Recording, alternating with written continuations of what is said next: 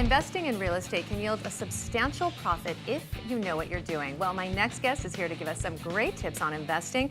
I am speaking with Nina Bhanot, associate and a top 20 RE/MAX realtor in Texas with RE/MAX Premier Group. Nina, thank you so much for being on The American Dream. Thank you so much for having me. It's great to be back. It's great to have you back. So Nina, I want to start by asking you, when buying an investment property, what are some of the things that buyers should be keeping in mind? So the first most important thing is really what's the objective that the buyer has when they're purchasing the investment property? What's their main purpose for buying it? Are they looking to buy an investment property to hold, update, and then flip and make a profit on it? Or are they looking to buy a property, rent it out, and have some cash flow coming into them? So depending on their objective, there's certain factors that they're going to want to take into consideration when they're doing their analysis. So how do you determine what makes a good investment property? So it's important to have your realtor do a comprehensive market analysis on it. You should find out what rental properties are renting for in your area, so how much rent you can get for the property, but also find out how quickly can you get a tenant in your property. You also want to look at other aspects that appeal to tenants. So how close are you to highways so that you're accessible to where you need to go? Also, are you in a good school zone? That attracts a lot of tenants. And ultimately, you want a house that shows well and that's clean and well kept. Whether you're buying a property for yourself to live in or you're a tenant looking to live in a property, we all want the same things. We want a nice house that shows well.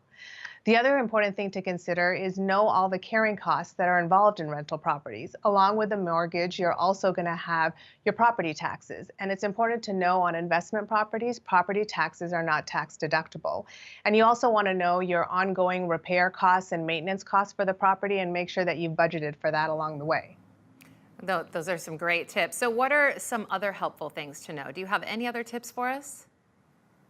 So you should know your legal rights. You should know your tenant's legal rights because now you're a landlord. So it's important to know your roles and responsibilities. For example, every time you have a new tenant coming and moving into the property, you should rekey the locks. So things like that are important to know as a tenant and making sure that you're adhering to the rules and the regulations of being a landlord. And lastly, I would say, decide, are you going to manage the property yourself or are you going to hire a company to do it? If you hire a company, there is going to be a cost involved, but it can help save stress and it can help save some of your time.